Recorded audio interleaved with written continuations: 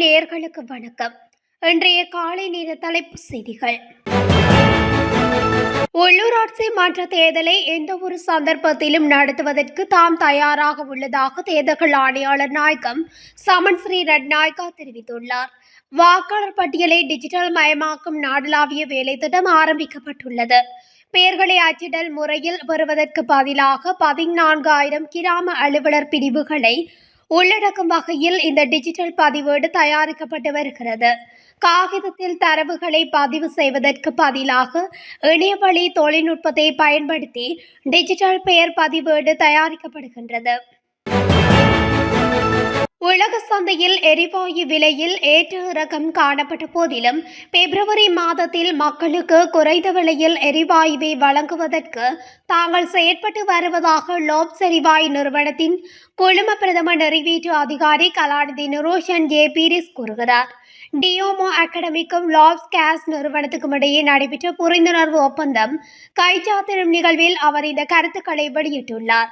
மேலும் கருத்து தெரிவித்த அவர் லோப்ஸ் எரிவாயு தட்டுப்பாடு இல்லை என்றும் தற்போது ஹம்மாந்தோட்டை முனையத்தில் 20,000 மெட்ரிக் டன் லாப்ஸ் எரிவாயு உள்ளது எனவும் தெரிவித்துள்ளார்.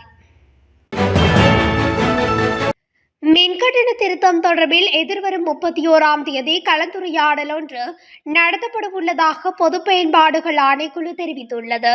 திருத்தப்பட்ட மின்சார கட்டண சலுகையை பொதுமக்கள் முறையாக பெறுகிறார்களா என்பது குறித்து ஆராய்வதற்காக இந்த கலந்துரையாடல் முன்னெடுக்கப்பட உள்ளது. இலங்கை வர்த்தக சபை, வர்த்தக மற்றும் உரிமையாளர்கள் சங்கம், இலங்கை தேசிய தொழில்துறை சபை, கட்டுமான தொழில் சபை மற்றும் கூட்டு ஆடை சங்கங்கள் மற்றும் மன்றம் ஆகியவை கலந்துரையாடலுக்கு அழைக்கப்பட்டுள்ளதாக ஆணைக்குழுவின் நிறுவன தொடர்பான பணிப்பாளர் ஜேநாத் ஹேர தெரிவித்துள்ளார். 2024-2025 ஆண்டுக்கான காப்பது சாதாரண தர பரீட்சைக்கான நேர அட்டவணை இலங்கை பரீட்சை திணைக்களத்தால் வெளியிடப்பட்டுள்ளது. அதன்படி சாதாரண தர பரீட்சை நாடளாவிய ரீதியில் எதிர்வரும் மார்ச் 17ஆம் தேதி ஆரம்பமாகி மார்ச் 26ஆம் தேதி நிறைவடையும் என அறிவிக்கப்பட்டுள்ளது. இலங்கை பரீட்சை திணைக்களத்தின் www.dunets.lk என்ற உத்தியோகபூர்வ இணையதளத்துக்கு பிரவேசித்து பரீட்சைக்கான நேர அட்டவணையை பதிவிறக்கம் செய்து கொள்ள முடியும் என பரீட்சைகள் திணைக்களம் அறிவித்துள்ளது. யாழ்ப்பாணம் மாவட்டத்தில் 40,000 போதை மாத்திரைகளுடன் 5 சந்தேக நபர்கள் கைது செய்யப்பட்டுள்ளதாக போலீஸ் போதைப்பொருள் தடுப்பு பிரிவினர் தெரிவித்துள்ளனர். போலீஸ் போதைப்பொருள் தடுப்பு பிரிவினருக்கு கிடைத்த தகவலின் பேரில் மேற்கொள்ளப்பட்ட சுற்றிவளைப்பில் சந்தேக நபர்கள் கைது செய்யப்பட்டுள்ளனர். கைப்பற்றப்பட்ட போதை மாத்திரைகளின் மொத்த பெறுமதி 80 லட்சம் ரூபாய் என தெரிவித்துள்ள நிலையில் மேலதிக விசாரணைகள் இடம்பெற்று வருகின்றது. ரத்தினபுரியில் தனது வீட்டில் சமைத்துக் கொண்டிருந்த பல்கலைக்கழக மாணவியொருவரை பின்னால் இருந்து வந்த நபர் கழுத்தறுத்து கொலை செய்துள்ளதாக போலீசார் தெரிவித்துள்ளனர். குறித்த சம்பவம் நேற்று அளப்பட போலீஸ் எல்லைக்குட்பட்ட தெல்லப்பட பிரதேசத்தில் இடம்பெற்றுள்ளது.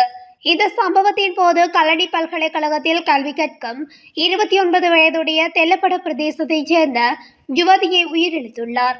இதன்போது கொலையாளி சம்பவ இடத்திலே விஷம் குடித்து விட்டு ஓடிய போதும் அருகில் இருந்த வயலின் நிலை தடுமாறி விழுந்துள்ளார். இதனை அடுத்து கிராம மக்கள் அவரை ரத்தினபுரி வைத்தியசாலையில் சிகிச்சைக்காக அனுமதித்துள்ளனர். 32 வயதுடைய குறித்த இளைஞன் மாணவியின் சக மாணவன் என்பதோடு அனுராதபுரம் பகுதியைச் சேர்ந்தவர் ஆவார். கிளிநொச்சி கண்ணகி நகர் பகுதியில் குளவிக்கொட்டு இலக்கான 8 மாணவர்கள் உட்பட 16 பேர் வைத்தியசாலைகளில் அனுமதிக்கப்பட்டுள்ளனர். குளவிக்கொட்டு இலக்கான 16 பேரும் தர்மபுரம் பிரதேச வைத்தியசாலையில் அனுமதிக்கப்பட்ட நிலையில் அவர்களில் ஒருவர் ஒவ்வாமை ஏற்பட்டமையினால் கிளிநொச்சி மாவட்ட வைத்தியசாலைக்கு மாற்றப்பட்டுள்ளதாக வைத்தியசாலை தகவல்கள் தெரிவிக்கின்றன. வீதியா சென்று கொண்டிருந்த போது குறித்த பகுதியில் உள்ள குளவிக்கூடொன்று கலைந்து குறித்த மாணவர்களையும் வீதியில் சென்ற பொதுமக்களையும் தாக்கியுள்ளதாக தெரியவந்துள்ளது. நாடாளுமன்ற எதிர்க்கட்சியை வலுப்படுத்தல் தொடர்பான முக்கியமான கலந்துரையாடல் ஒன்று எதிர்க்கட்சித் தலைவர் சஜித் பிரேமதாச தலைமையில் நேற்று காலை நடைபெற்றுள்ளது. நாடாளுமன்றத்துக்கு உள்ளேயும் வெளியேயும் மக்கள் குரலை மேலும் மேலோங்க செய்து வலுவான எதிர்க்கட்சியை கட்டியெழுப்பும் நோக்கில் குறித்த கலந்துரையாடல் இடம்பெற்றுள்ளது. இதில் எதிர்க்கட்சி தலைவர் சஜித் பிரேமதாச தலைமையில் எதிர்க்கட்சியைச் சேர்ந்த கட்சி தலைவர்கள் கலந்து கொண்டு தங்கள் கருத்துக்களை முன்வைத்துள்ளனர். இலங்கை தமிழரசு கட்சியின் மூத்த தலைவர்களில் ஒருவரும் முன்னாள் நாடாளுமன்ற உறுப்பினருமான மாவி சேனாதிராஜா காலமாகியுள்ளார். மாவி சேனாதிராஜா நேற்று தனது 82வது வயதில் உயிரிழந்துள்ளார். உடல் நலக்குறைவால் ஜாழ் போதனா வைத்தியசாலையில் அனுமதிக்கப்பட்டிருந்த நிலையில் அவர் உயிரிழந்துள்ளார். மாவை சேனாதிராஜா வீட்டில் தவறி விழுந்த நிலையில் தலையில் நரம்பு வெடிப்பு ஏற்பட்டதால் யாழ் போதனா வைத்தியசாலையில் அவசர சிகிச்சை பிரிவில் சிகிச்சைக்காக கடந்த செவ்வாய்க்கிழமை அனுமதிக்கப்பட்டிருந்தார். அவருக்கு மூளையில் ஏற்பட்ட இரத்த கசிவு காரணமாக ஆபத்தான நிலையில் செயற்கை சுவாச உதவியுடன் சிகிச்சை அளிக்கப்பட்டிருந்தது. இந்நிலையில் மாவை சேனாதிராஜா நேற்று உயிரிழந்துள்ளதாக அவரது குடும்ப உறுப்பினர்கள் உறுதிப்படுத்தியுள்ளனர். தேசிய சுதந்திர தின கொண்டாட்டங்களுக்கான ஒத்திகைகள் காரணமாக சுதந்திர சதுக்கத்தை அண்மித்த பகுதிகளில் நேற்று முதல் விசேட போக்குவரத்து திட்டம் நடைமுறைப்படுத்தப்பட்டுள்ளது. இலங்கையின் 77வது தேசிய சுதந்திர தினம் எதிர்வரும் பிப்ரவரி 4ஆம் தேதி கொண்டாடப்பட உள்ளது. அதனையொட்டி நடைபெறும் ஒத்திகைகள் காரணமாக சுதந்திர சதுக்கத்தை அண்மித்த பகுதிகளில் விசேட போக்குவரத்து திட்டம் ஒன்றை போலீசார் நேற்று முதல் நடைமுறைப்படுத்தியுள்ளனர். அந்த வகையில் சுதந்திர சதுக்கத்தை அண்மித்த பகுதியில் இன்று முதல் பிப்ரவரி 2ஆம் தேதி வரை காலை 8 மணி முதல் நண்பகல் 12 மணி வரை விசேட போக்குவரத்து திட்டம் நடைமுறைப்படுத்தப்பட்டுள்ளதாகவும் போலீஸ் போக்குவரத்து பிரிவு தெரிவித்துள்ளது. கிளிநொச்சி பெரியகுளத்தில் காணாமல் போயிருந்த நபர் சடலமாக மீட்கப்பட்டுள்ளார். குறித்த நபரின் சடலம் நேற்று மீட்கப்பட்டுள்ளது. சடலமாக மீட்கப்பட்ட நபர் பெரியகுளத்தில் இன்றைய தினம் ஆலயத்தின் தீர்த்தோற்சவ நிகழ்வு நடைபெற்றுக் கொண்டிருந்த பொழுது மது போதையில் அந்த பகுதிக்கு வந்தவர் ஒருவர் குளத்தில் பாய்ந்துள்ளார். இதன்போது சிலர் அவரை தூக்கி வெளியில் விட்ட பொழுது மீண்டும் குளத்தில் பாய்ந்து காணாமல் போயிருந்தார். இந்நிலையில் அவர் பல மணி நேரம் வெளியில் வராத காரணத்தினால் அந்த பகுதி இளைஞர்கள் காணாமல் போனவரை தேடும் பணியில் ஈடுபட்டுள்ளனர். இதனைத் தொடர்ந்து குறித்த நபர் சடலமாக மீட்கப்பட்டுள்ளதுடன் இது தொடர்பில் கிளிநொச்சி போலீசார் விசாரணைகளை மேற்கொண்டு வருகின்றனர். மதுபோதையில் வாகனம் செலுத்தி விபத்து ஏற்படுத்தியதற்காக போலீஸ் உத்தியோகத்தர் ஒருவர் கைது செய்யப்பட்டுள்ளார். ரத்மலானி மெலிபன் சந்தியில் இருந்து மொரட்டுவை நோக்கி சென்ற போலீஸ் ஜீப் கல்கிசையில் உள்ள ரத்மலானி பெலக்கட சந்திக்கு அருகில் ரத்மலானி ரயில் நிலைய வீதியிலிருந்து பெலக்கட சந்திக்கு சென்ற முச்சக்கர வண்டியுடன் மோதியதில் நேற்று அதிகாலை இந்த விபத்து நிகழ்ந்தது. அப்போது போலீஸ் ஜீப்பை செலுத்தி வந்த போலீஸ் கான்ஸ்டபிள் மது அருந்தி இருந்தது தெரிய வந்துள்ளது. அதன்படி மது போதையில் வாகனம் செலுத்தி விபத்து ஏற்படுத்தி காயங்களை ஏற்படுத்தியதற்காக அவர் கைது செய்யப்பட்டதாக போலீசார் கூறுகின்றனர்.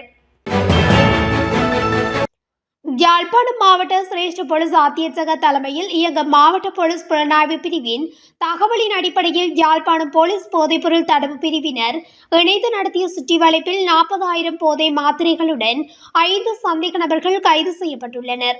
குறித்த சம்பவத்தின் போது பரந்தன் பகுதியில் வைத்து ஒருவரும் முழங்காவில் பகுதியில் வைத்து 4வருமாக 5 இளைஞர்கள் போதை மாத்திரைகளுடன் நேற்று காலை கைது செய்யப்பட்டுள்ளதாக தெரிவிக்கப்படுகின்றது. ஹபரணி மின்னேறிய வீதியின் 7ஆம் மைல்கல் பகுதியில் 2 பேருந்துகள் நேருக்கு நேர் மோதியதில் விபத்து ஏற்பட்டுள்ளது. குறித்த விபத்து சம்பவம் நேற்று காலை 11 மணியளவில் இடம்பெற்றுள்ளது. விபத்தில் 16 பேர் காயமடைந்து வைத்தியசாலையில் அனுமதிக்கப்பட்டுள்ளதாக போலீசார் தெரிவித்துள்ளனர். இலங்கை போக்குவரத்து சபைக்கு சொந்தமான பேருந்து ஒன்றும் தனியார் பேருந்து ஒன்றும் இவ்வாறு விபத்துக்குள்ளாகியுள்ளன. இந்த விபத்தில் இலங்கை போக்குவரத்து சபைக்கு சொந்தமான பேருந்தில் பயணித்த 12 பேரும் தனியார் பேருந்தில் பயணித்த 4 பேரும் காயமடைந்து வைத்தியசாலையில் அனுமதிக்கப்பட்டுள்ளனர். கொழும்பில் பிரபல நட்சத்திர ஹோட்டல் ஒன்றில் பணிபுரியும் பெண் ஊழியர் ஒருவரை போலந்தினைச் சேர்ந்த சுற்றுலா பயணிகள் குழுவொன்று நீச்சல் குளத்திற்குள் தள்ளியதால் அவர் படுகாயமடைந்துள்ளார். குறித்த சுற்றுலா பயணிகள் குழு மதுபோதையில் இதனை செய்ததாக போலீசார் தெரிவித்துள்ளனர். மதுபோதையில் நீச்சல் குளத்தில் இருந்த சுற்றுலா பயணிகளை ஹோட்டலின் நிர்வாக மக்கள் தொடர்பு அலுவலராக பணிபுரியும் குறித்த பெண் அங்கிருந்து வெளியேறுமாறு அறிவுறுத்தியுள்ளார். எனினும் அதனை செவிமடுக்காத குழுவினர் அவரை நீச்சல் குளத்திற்குள் தள்ளியுள்ளனர். இவ்வாறு நீச்சல் குளத்துக்குள் தள்ளப்பட்டதால் குறித்த பெண் ஊழியருக்கு எலும்பு முறிவு ஏற்பட்டதோடு மூச்சு திணறலும் ஏற்பட்டுள்ளது. அதனையடுத்து அவர் சிகிச்சைக்காக பாணதுரை ஆதார வைத்தியசாலையில் சிகிச்சை பெற்று வருகின்றார். இந்நிலையில் பெண்ணை காயப்படுத்திய போலந்து நாட்டவர்கள் நாட்டை விட்டு வெளியேறியதாக தெரியவந்துள்ளது. இத்துடன் தமிழொலியின் இன்றைய காலை நேர தலைப்பு செய்திகள் நிறைவடைகின்றன. தொடர்ச்சியாக செய்திகளை அறிந்து கொள்ள தமிழொலி ஊடகத்துடன் இணைந்திருங்கள். நன்றி, வணக்கம்.